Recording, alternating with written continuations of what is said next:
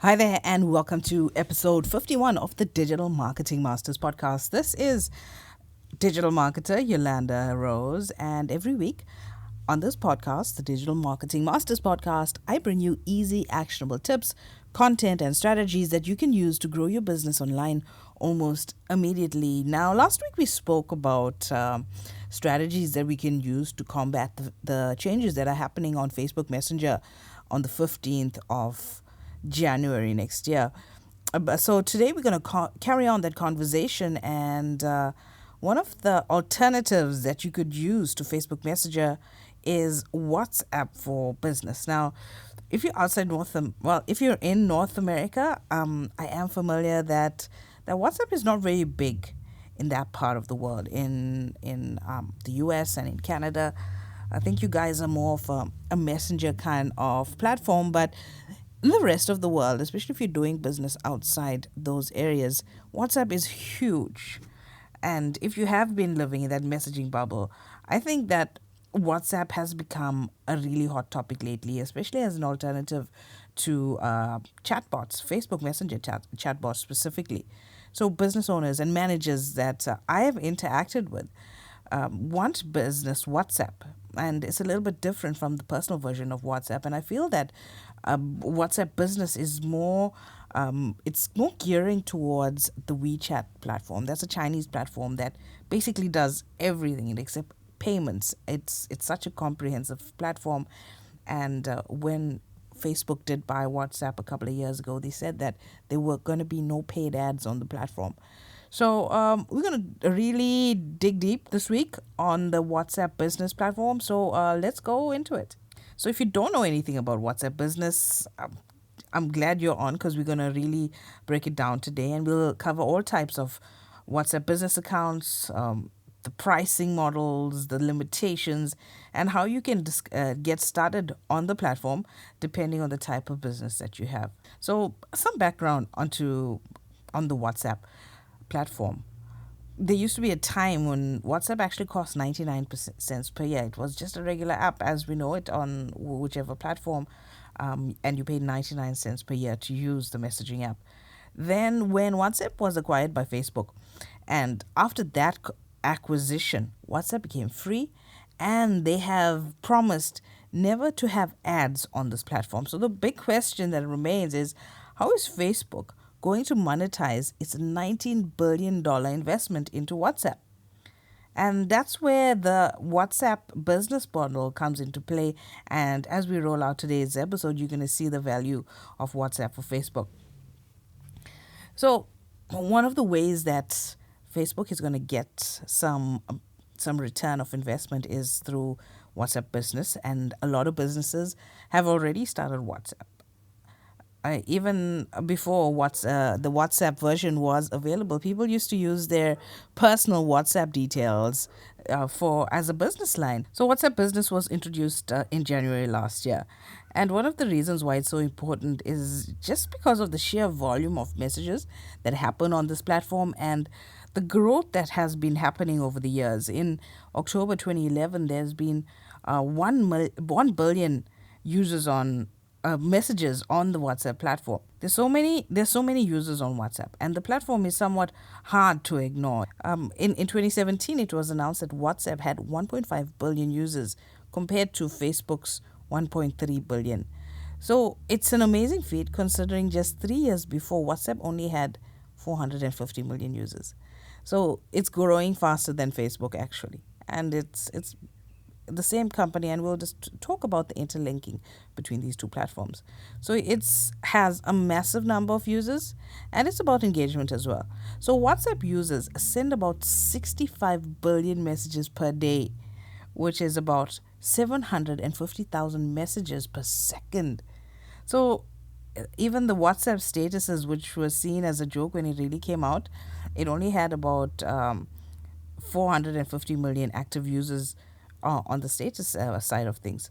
So compare that to Snapchat's 191 million. So you can imagine and just understand the magnitude of WhatsApp's dominance. WhatsApp user engagement is very high, averaging out at around 65 billion messages means that users are sending 43 messages per day on average. So, in addition, with read receipts, indicators, WhatsApp users have a lot of psychological pressure to respond to people who are messaging them. Although it's a little bit early to know definitively if this affects transfers over to chatting with business, there is some evidence to suggest that it has. TechCrunch has suggested that over 3 million businesses have already taken the leap by using WhatsApp for business. Now, the data is supported by the fact that the app has over 10 million downloads on the Google Play Store. And the downside is if you have an iPhone, there is no WhatsApp for business. And I recently had to invest into an Android phone just to start using this feature.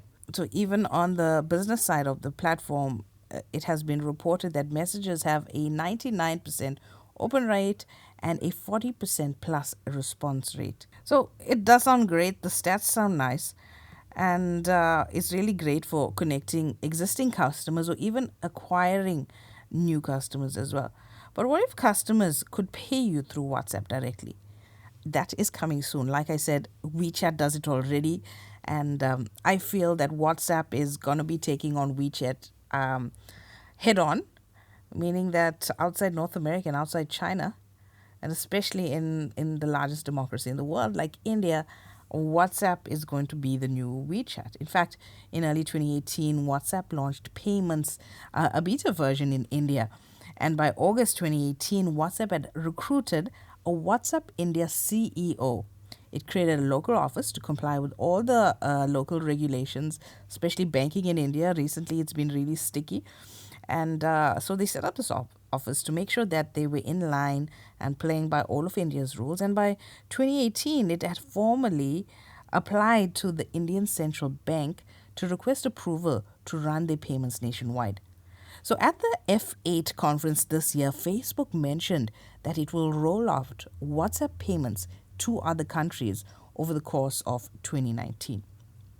So that is huge. If you're in e-commerce or you transacting on Facebook Messenger or any other kind of instantaneous platform like that, like Instagram, or an online store or something, I feel that WhatsApp Business can be a major player for you. So Facebook also announced at the F8 2019 that for small businesses now have the ability to list their products directly on the WhatsApp profile. And again, you can do the exact same thing on WeChat. So I've played around with this where I've listed a product, I've put the price, put some nice HD photos in there. I even put a link to a booking form for one of my products on my other business lines, and it works beautifully. And now when somebody WhatsApps me wanting to know more about the product, I just forward them that catalog for that specific product that they wanted. Now, obviously, it's going to take you time to build up that catalogs, especially if you have quite a few products and services and stuff like that. But, I mean, you can just do the major ones for now. I think it's great. And especially with the whole finance thing coming, imagine if you could WhatsApp a pizza. WhatsApp and order your pizza on the WhatsApp platform and pay for it right there. It's going to be so convenient. So WhatsApp is basically popular everywhere except North America, Greenland, China, of course, Mongolia, and Australia. But the rest of the world, we are WhatsApp people. In about 104 countries, WhatsApp is the most popular messaging app. Without going through the whole list, here's a simple rule. For Europe, Africa, and Latin America, you can expect WhatsApp to either be the leader or has a significant enough penetration that you should be targeting WhatsApp users in those countries. The notable exceptions are the US, China, Australia, and Canada, of course, since WhatsApp is blocked in China. And I doubt that's going to be lifted anytime soon. So let's go into the various types of business accounts that you could have with WhatsApp. Firstly is the stock business app that you can download from the Google Play Store. And the second one is via an API. For some reason, Facebook has opted to sell the API through a third-party provider. So regular people like you and I, we cannot request the API. We got to buy it through these service providers. And for right now, it's mainly the big companies like I know KLM. They're on WhatsApp. They've got the business API and they're doing all of their follow ups and their ticketing and all of that on WhatsApp for Business. So the WhatsApp Business app allows small businesses to separate from the personal, like the business owner or the business manager's account, and put their business conversations on WhatsApp. So with this app, you can interact with local customers and respond quickly to messages. And there's some nice features as well. So what I have done with my WhatsApp Business is I've opened WhatsApp Web. Once I've set up my Android phone for WhatsApp Business, I've opened up on WhatsApp Web, and that's how I chat to people. I really don't, and my thumbs don't really have the time to chat to that many people one on one. And there's some automations and stuff. We're gonna go through it all, but I like the platform as an alternative. I mean, if honestly Facebook didn't change the rules coming up in January, I wouldn't even delved into the WhatsApp platform. But it's proven to be successful. A lot of clients and my other businesses ask me for a WhatsApp line, and now I can just forward this number to them, separate number, completely separate from my personal number. And yeah, it's working well. So to create this WhatsApp Business, you just go and download the app with a fresh SIM. So ideally, if you're an iPhone user, you invest in an Android. I buy the Android, I keep it at home, and I travel with my iPhone. So you're gonna need that separate SIM card for business WhatsApp, and you can't mix up your personal account. It has to be separate. So to get started with the app, you just buy the SIM card. The downside is that you can have only a single user. So whoever is holding the phone at the time can be the user, but the workaround is just open it on the web, and whoever your social media person is, this is a function that can be integrated to them. And depending on the model of your business. Now, if you're taking orders and doing sales on the platform, obviously now it's going to be your salespeople that are going to be handling your WhatsApp for Business. So look at your business model where and the purpose that you're going to be using WhatsApp Business for, and then allocate the tasks accordingly. And like I said, with WhatsApp Business API, it has to go through a third-party provider. When it comes to pricing, just the business app alone is completely free. There are no charges, unlimited messages, all types of content, absolutely no charge. Whereas the API, you got to go through you're charged by the message, then you got to pay your third party provider. But until the WhatsApp makes their API available directly to or add a lot more partners, you're going to have to be paying two fees. One for the messaging and the other for the WhatsApp partner that you're going to have to open an account with. Basically, you're buying these credits and you're sending out like you would SMS. It's the same kind of concept with the API pricing. But if you're a big organization, I mean, that's where you're going to be. You want to be playing in the API space, whereas small businesses, local businesses, you want to be in just in the app space, the WhatsApp Business app space. So when it comes to messaging, like I said, the free version, WhatsApp for Business, is free. This is designed to get small businesses onto the WhatsApp Business. There are no messaging limitations, but knowing Facebook, it's most likely going to come. As long as you have that contact number, you can send a message. And yes, you can use the app, the business app, and you can send your first message over WhatsApp. WhatsApp does not limit the number of messages or the types of content that you send. As long as the other person does not block you, you are able to send a message for them. But recently, the requirement was that the person that's receiving the message from you, they've got to have your number saved as a contact on their phone. So how I've combated this is I ran a contest and I say, hey guys, send me add me on WhatsApp, make sure you save me in your address book and send me a message or send me a selfie or something like that and get entered into my lucky draw competition. So everybody likes to win, right? Everybody wants the free stuff. And for them just to add one more contact for the WhatsApp is not a big deal. Because you don't want to be having groups on WhatsApp. I hate groups on WhatsApp because your phone is pinging all the time, and then you've got numbers exposed and security issues. Broadcasts are a great way to send out those messages. on Facebook. So on WhatsApp. So you got to have people save your contact number in the contact list for you to send them a broadcast.